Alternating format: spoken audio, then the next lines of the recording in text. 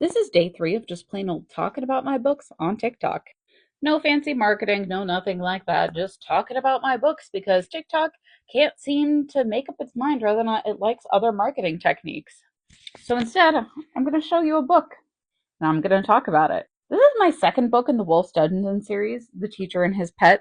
And this one is very special to me because it is dedicated to all my friends in my life who was a teacher during COVID. If you were a teacher during COVID or you know a teacher during COVID, you know.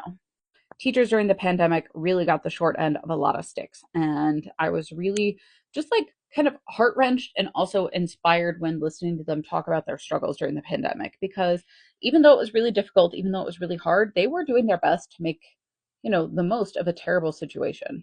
The main character of this book, his name is Tor. He was a teacher during the pandemic, but after his father passed away, he quit being a teacher and he moved to a cabin in the woods. He essentially shuts himself off from everyone because he's like, love just means pain.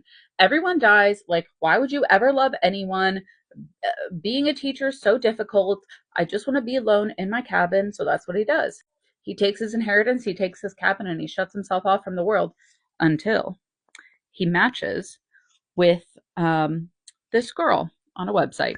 It's a spicy website that I can't talk about here, but if you know what a dungeon is, you know what this website is. And she sees this guy on the website and she's like, wasn't this guy like a teacher at my school? And it turns out his first year of teaching was her last year of high school. And now it's like a decade and a half later and they're reconnecting as older adults. So he was never her teacher and they are firmly in their mid 30s. But she's kind of teasing him and she's like, hey, Teach, what's up? And he's like, literally, don't talk to me. And slowly but surely, they fall in love, very much not necessarily against his will, but he's certainly very reluctant at first.